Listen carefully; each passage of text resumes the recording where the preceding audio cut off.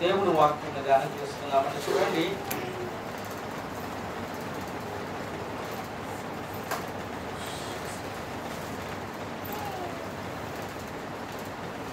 ఆదికాండం పిల్లారా, ఆదికాండము 3వ అధ్యాయము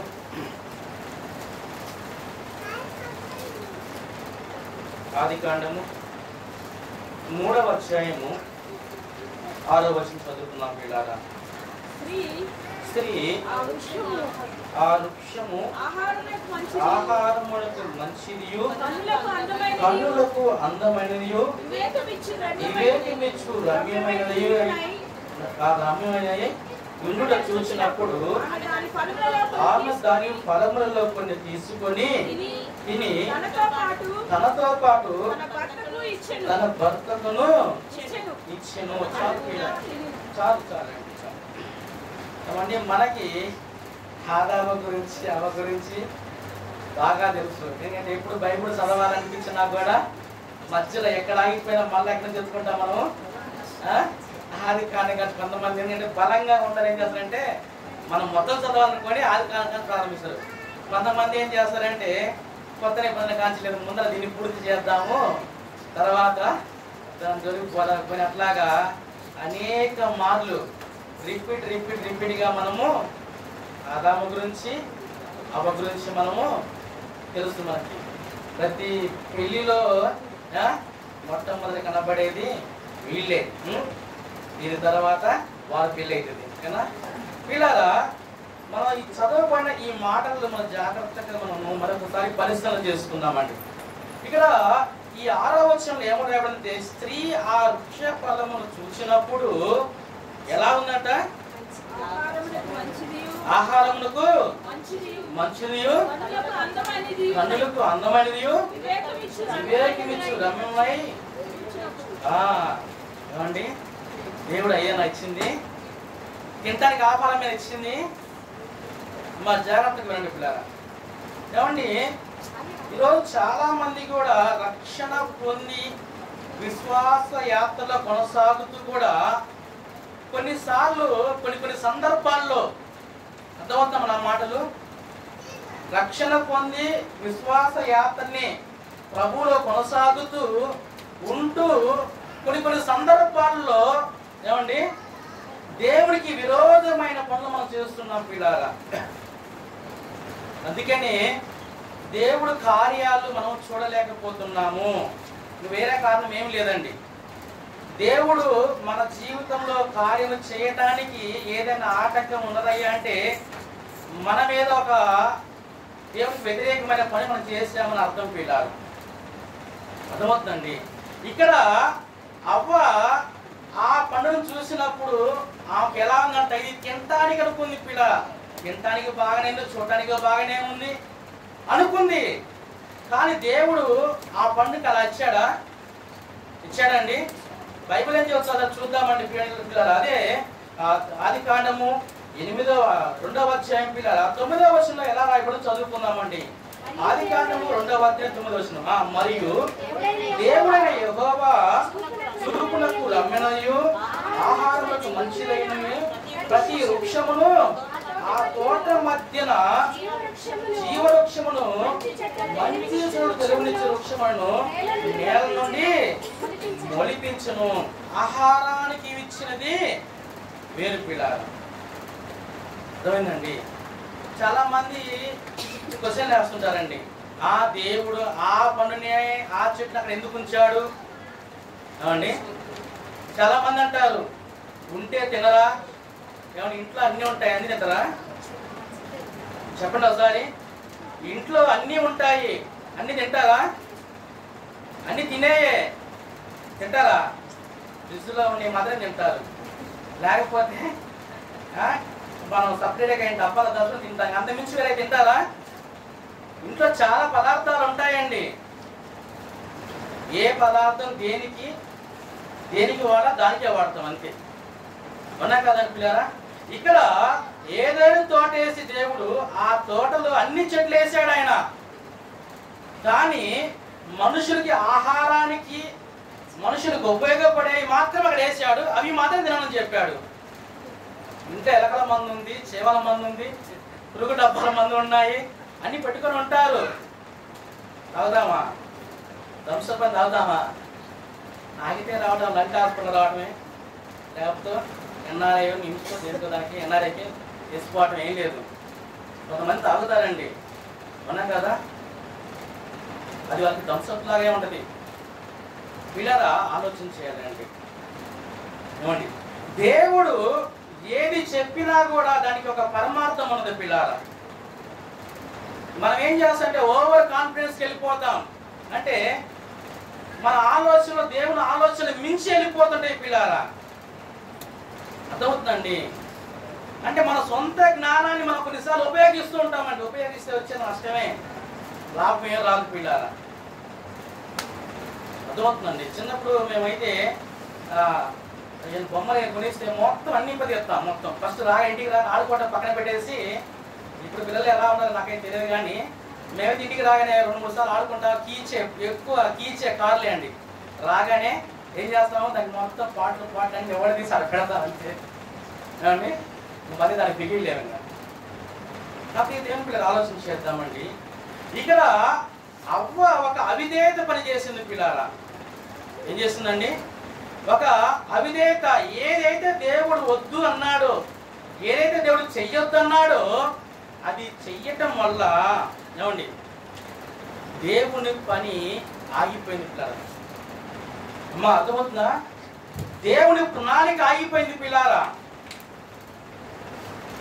ఏం పని? దేవుని ప్రణాళిక ఆగిపోయిందండి పిల్లారా. ఒక బిజినెస్ మ్యాగ్నెట్ తన కుమార్తెలు ఏం కాలం కోరుకుంటారమ్మా? ఏం కాలం కోరుకుంటారు?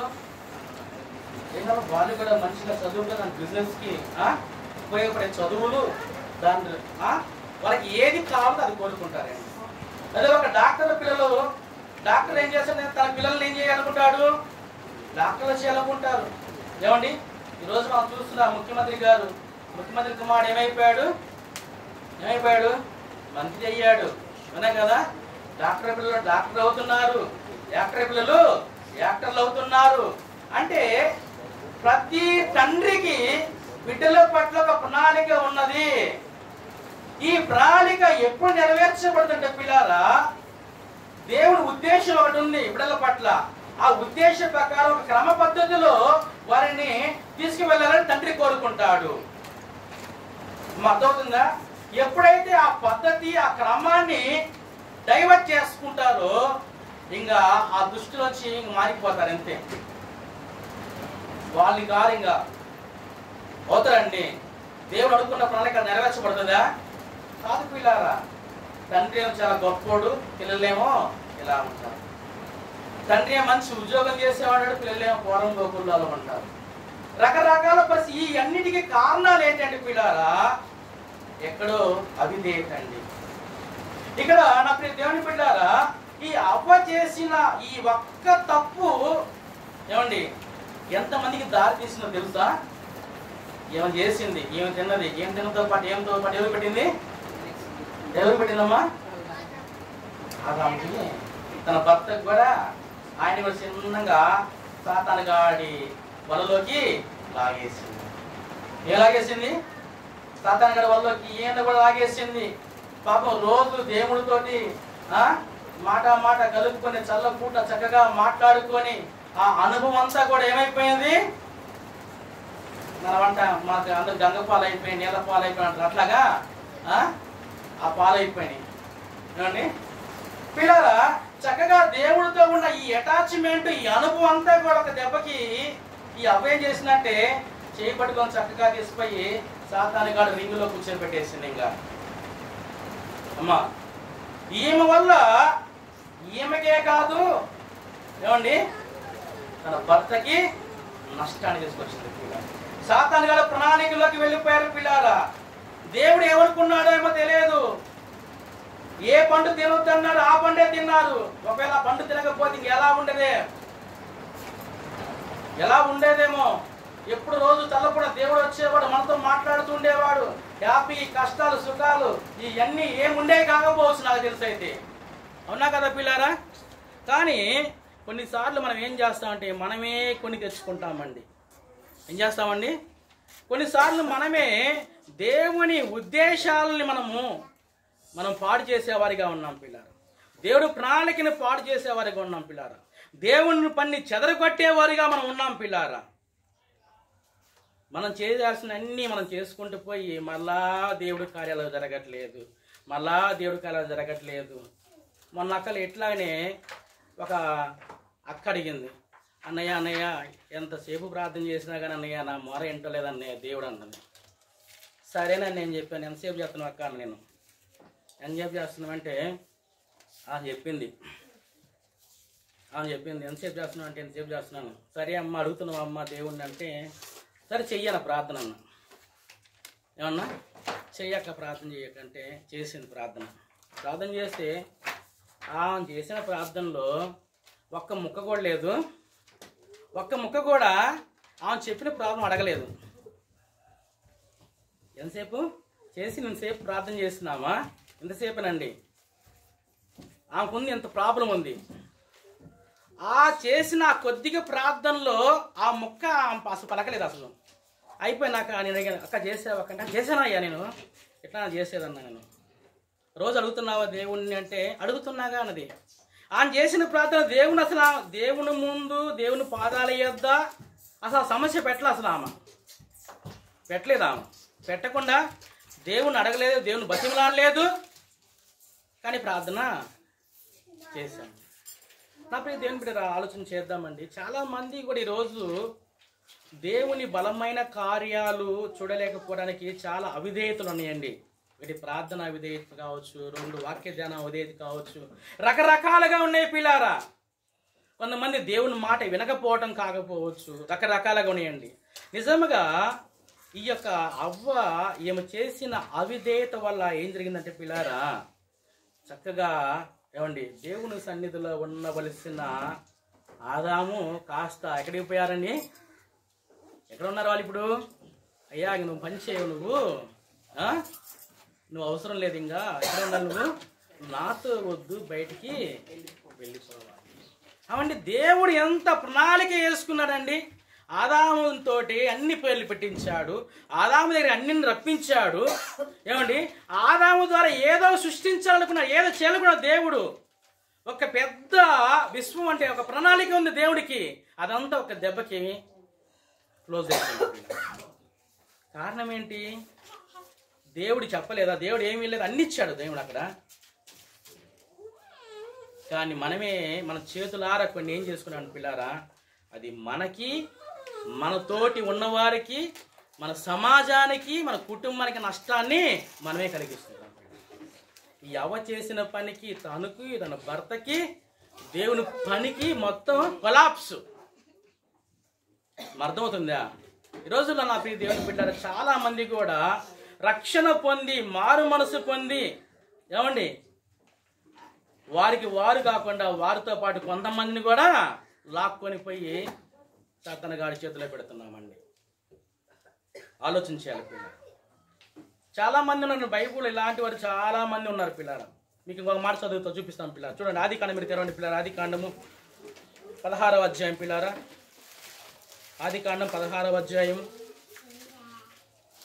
ఆదికాండం 16వ అధ్యాయము 2వ వచనం 3వ వచనం చదువుకుందామండి.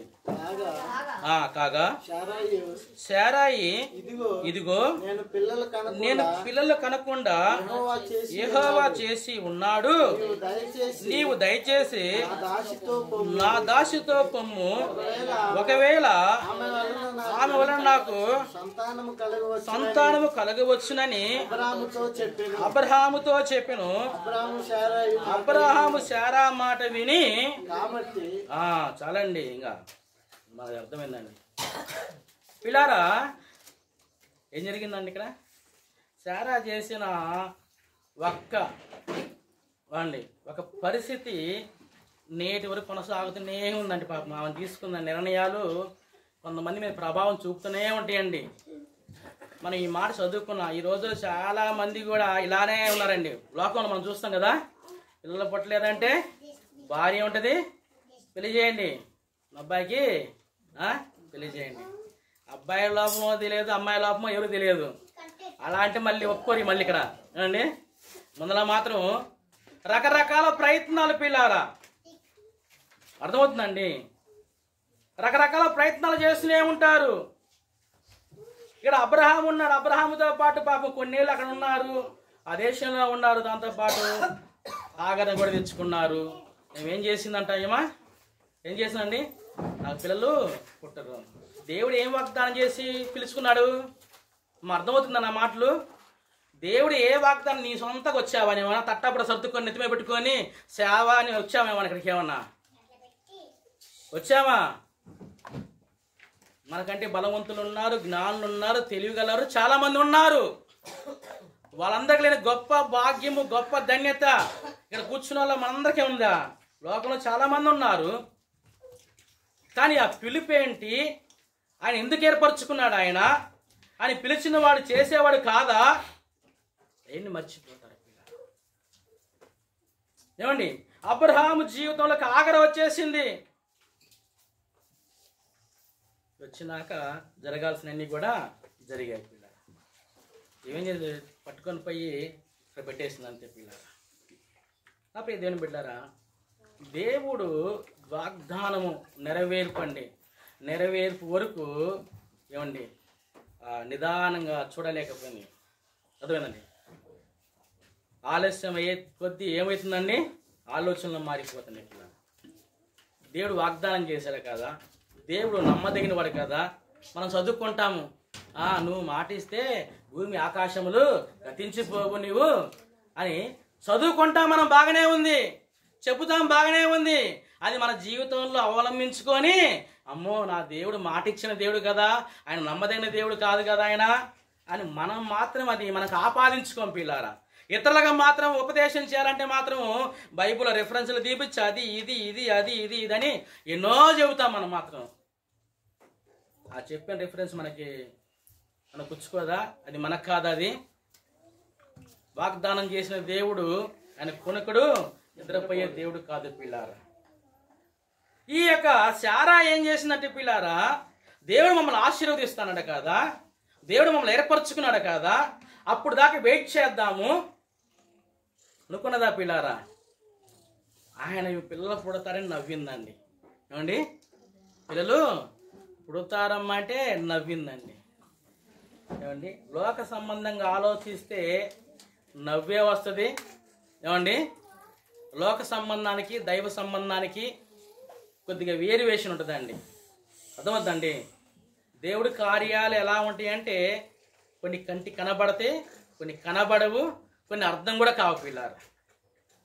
ఈరోజు కొంతమంది సాక్ష్యాలు చెబుతుంటారు. ఏమండి? నేను కొంతమంది చూస్తున్నా పిల్లారా, నిజంగా ఆశ్చర్యం. ఎందుకంటే మనకు తెలియవయ్యి, మనకు అర్థం కూడా కావు అసలు. దేవుడి కార్యాలు అలా ఉంటాయి పిల్లారు. వెయిట్ చేయాలండి. ఈ యొక్క నిజంగా ఈ శారా కూడా ఏం చేసిందంటే పిల్లారా, తప్పు చేసిందండి.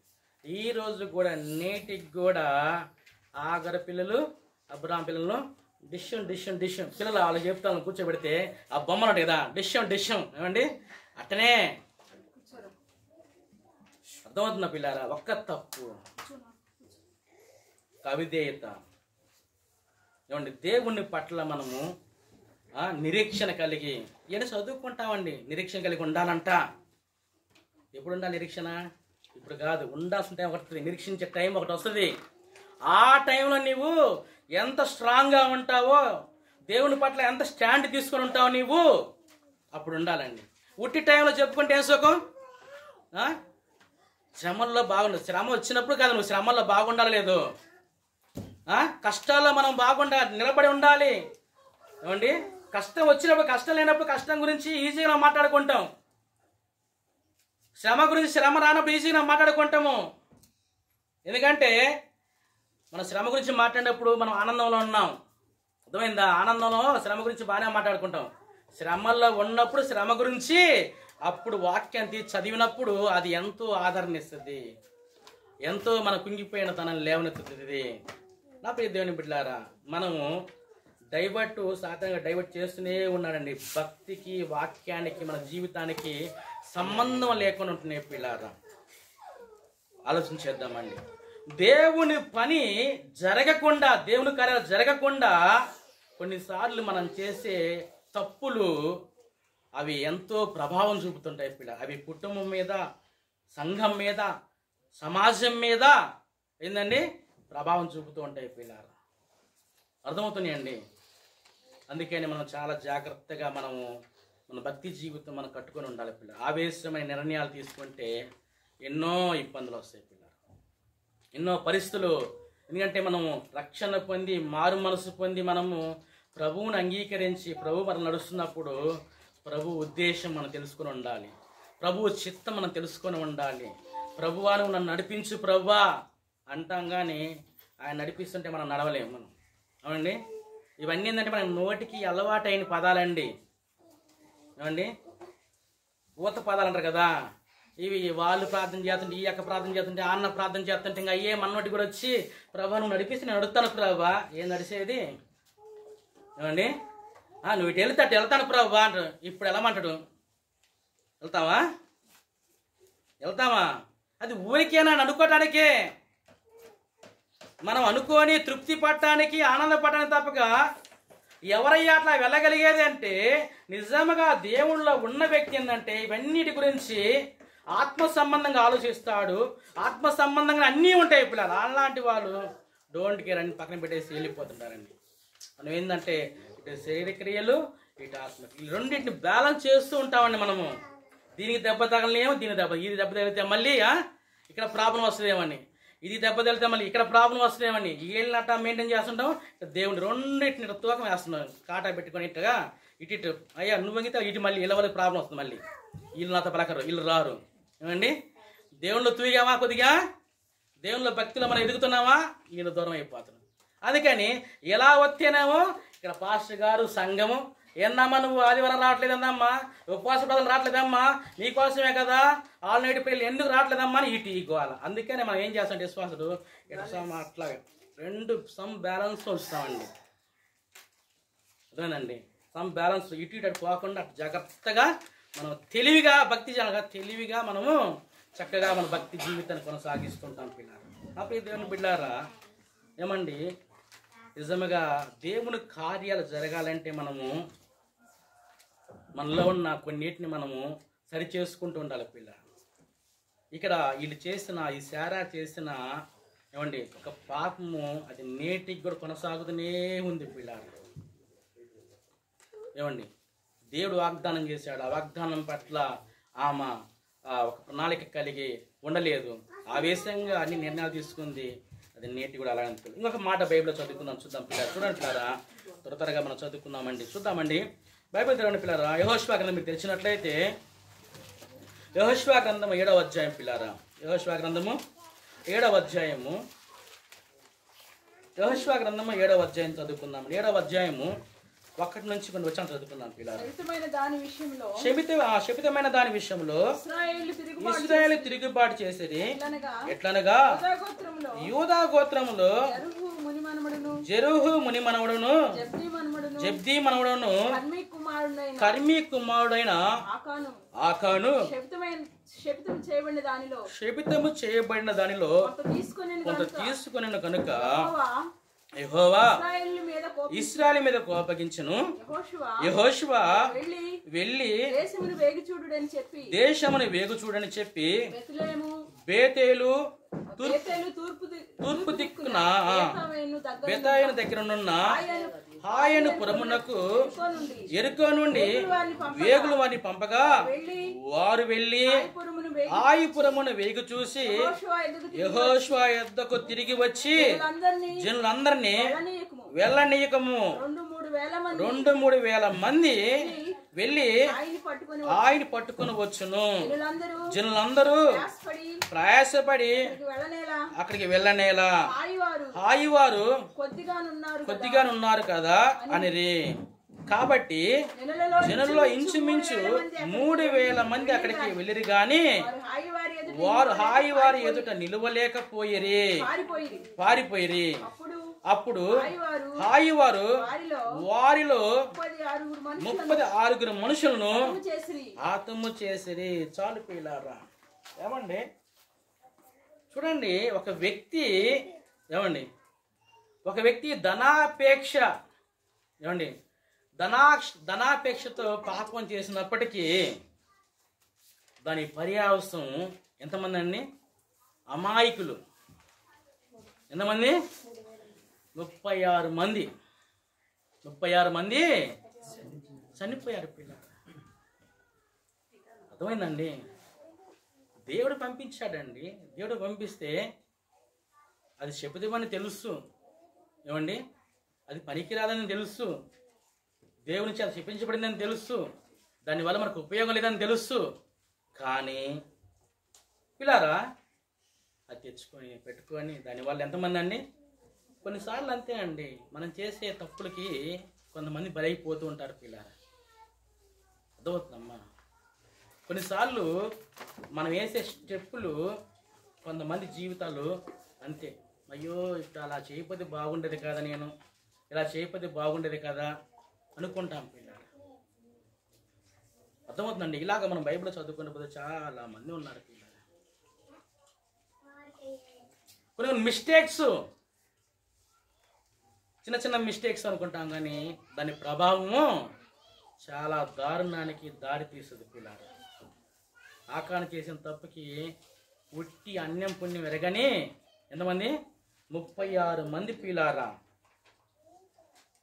మన జీవితంలో మనం చేసే తప్పు అది మనకి, ఇతరులకి, కుటుంబానికి ఎంతో నష్టాన్ని తీసుకొని వస్తుంది పిల్లారా. అందుకని మన భక్తి జీవితం చాలా జాగ్రత్తగా మనము కాపాడుకుంటూ దేవుని అడుగుజాడలో నడుస్తూ మనము జాగ్రత్తగా. అందుకనే సామెతల గ్రంథంలో చాలాసార్లు అంటాడు, జ్ఞానం గురించి మనకు జ్ఞానముగా తెలివిగా, ఆడవారైనా మగవారైనా కానీ మనం తెలివిగా కొన్ని విషయాల్లో ముందుకు వెళుతూ ఉండాలి, దేవుని వాక్యం ఆధారం చేసుకుంటూ పిల్లారు. అర్థమైందండి? ఎందుకంటే సాతాను గాడు అలా మోసం చేస్తున్నాడు పిల్లారు, అలా మనల్ని భ్రమపరుస్తూ ఉంటాడు పిల్లారు. అర్థమవుతుందండి? ఇంకొక మాట చదువుకొని ముగించుకున్నాం. ఇంకొక మాట చదువుకొని చూడండి, సంఖ్యాకాండం మీరు తెరవండి పిల్లలు ఒకసారి అండి. సంఖ్యాకాండం మీరు తెరిచినట్లయితే అక్కడ కూడా ఒక మాట రాయబడింది పిల్లలు. సంఖ్యాకాండము 13వ అధ్యాయం పిల్లారా. సంఖ్యాకాండం 13వ అధ్యాయము మనం చదువుకున్నట్లయితే 27వ వచనం నుంచి వచ్చిన చదువుకున్నాం పిల్లారా. వారు అతనికి తెలియపరిచింది ఏమనగా, నీవు మమ్మను పంపిన దేశంలోకి వెళితిమి, అది పాలు తేళ్లు ప్రవహించు దేశము, దాని పండ్లు ఇవి. అయితే ఆ దేశములో నివసించు జనులు బహు బలవంతులు, వారి పట్టణములు ప్రాకారము గలవి, అవి మిక్కిలి గొప్పవి. మరియు అక్కడ అనాకీయులను చూచితిమి, అమాలేకులను దక్షిణ దేశంలో నివసించున్నారు, హిత్తీయులు, ఒబేసీలు, అమోరీలు కొండ దేశం నివసించున్నారు, కనానీయులు సముద్రమునొద్దను యోర్దాను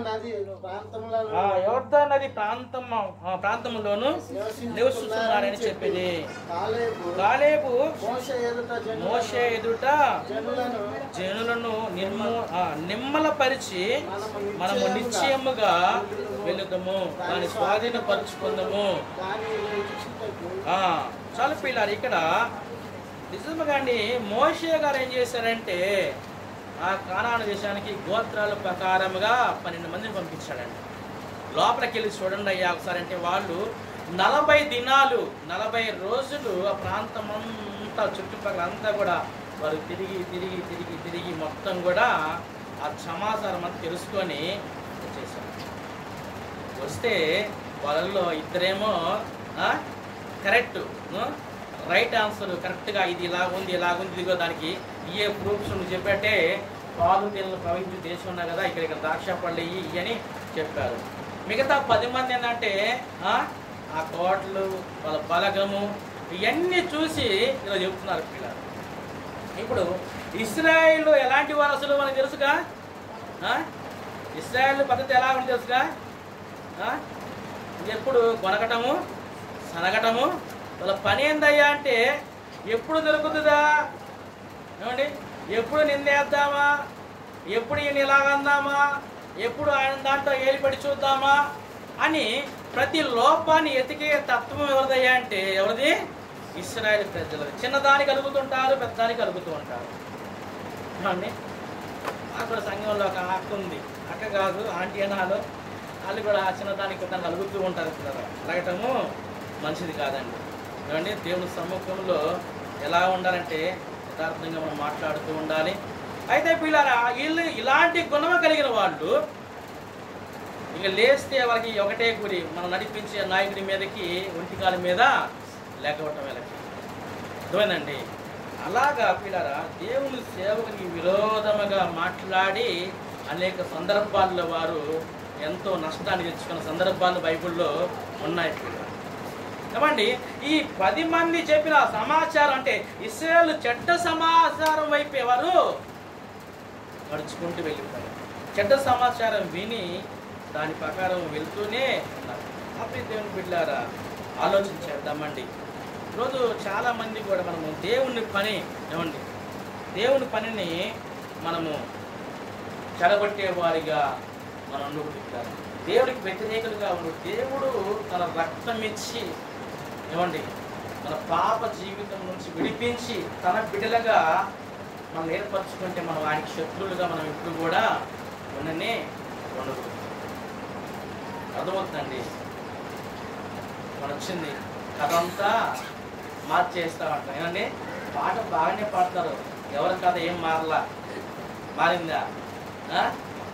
అంతా స్థిరపరచువాడువు, బలపరచువాడువు, ఏంటంటే పడిపోయిన వాళ్ళు లేవనెత్తువాడువు, కథ మొత్తము మార్చగలరు. ఏమండి ఆయన ఎప్పుడూ మార్చాలనే ఉద్దేశం ఉంది. మనమే మన కథలు రాసుకొని మన కథల్లో మనమే పాత్రలు పోయించుకొని అంతా మనమే ఉంటున్నాం. అదే ఆయన చేతిలో పెడితే మన కథ అంతా స్క్రిప్ట్ అంతా రాసి ఇదయ్యా నా కథ, నా ఇష్టం ఇది, దీన్ని ఏం మారుస్తావో ఎలా మార్చుకుంటావు ఎలా మార్పుని చెయ్యంటే వదిలేస్తే బాగుంటుంది. మనం అట్లా వదిలేస్తామండి. అన్నీ మనం పట్టుకొని తలాలు వేసుకొని మన దగ్గర పెట్టుకొని చక్కగా నువ్వు చేయ, నేనన్నా నువ్వు చేయి, మేము తలుపులు వేసుకొని ఉంటాము, నువ్వు కొట్టు కొట్టు కొట్టు కొట్టు అట్లనే ఉండు. ఏమండి వాక్యానికి జీవితానికి ఏమండి ప్రార్థనకి ఎక్కడ చూసినా పొంతన కనపడలేదండి. మనం రియాలిటీగా మాట్లాడుకుంటే ఏమండి ఆ పొంతన కనపడని ఎంతకాలం మన భక్తి చేసినా కూడా ఎలాంటి ఆశీర్వాదం మనము పొందలేమండి. నేను ఇందా భక్తుల చరిత్ర చదువుతున్నప్పుడైతే చాలా భక్తుల చరిత్ర పాస్టర్ ప్రజ్ఞ ఉన్నాడు ఆల్రెడీ. వారు ఎలా జీవించి ఉంటారు ఏమండి, వారు ఎలా నడుచుకొని ఉంటారు పిల్లలు, ఎన్ని కష్టాలు, ఎన్ని ఇబ్బందులు, ఎన్ని ఇరుకులు ఏమండి మీకు చదివినప్పుడు భలే ఉంటుందండి. కానీ అయ్యే మన జీవితంలో జరగాలి అంటే మనం ఎంతగా మనం ప్రయాసపడాలి, ఆలోచించాలండి. కరెక్ట్గా మనం ఎలా ఉంటున్నాము, దేవుని పనికి దేవుని మాటకి విధేయత కలిగి ఉంటున్నాము. ఇది చేయకూడదంటే అదే చేస్తుంటాము, ఇది వద్దంటే అదే చేస్తుంటాము ఏమండి. కానీ మళ్ళా దేవుడు మన జీవితంలో కార్యాలు చేయాలి కాదు బిడ్డ. ప్రభువు నమ్ముకున్న మనందరం కూడా ఆలోచించేద్దామండి. ప్రభువు పనిలో మనందరం కూడా ముందుకు వెళ్దాం పిల్లారా. మన లోపాలని సరి చేసుకుందామండి. మన ప్రభువు దగ్గర ఎలా ఉన్న పరిశీలన చేసుకుందామండి. దేవుడు మన పట్ల ఎంతో గొప్ప ప్రణాళిక కలిగి ఉన్నాడు. ఆయన నాకు తెలుసు, ఎఫెసీయుల రాసిన పత్రిక తెలుసు, ఆయన ప్రణాళిక ఎలా ఉందంటే జగత్ పునాది వేయబడక ముందే తన కుమారుడు మన కోసం పంపించున్నాడు. ఆయన గొప్ప ప్రణాళిక కలిగిన దేవుడు. ఆయన పిల్లగా జీవిద్దామండి, ఆయనకి ఇష్టమైన పిల్లగా మనం జీవిద్దాం పిల్లరా. మనలో అవిధేయత ఇవి ఒప్పుకొని సరి చేసుకుందాం, మనం తల్ల ఉంచుకుందామండి, ప్రార్థన చేసుకుందామండి. 10 నిమిషాలు అందరూ తల్ల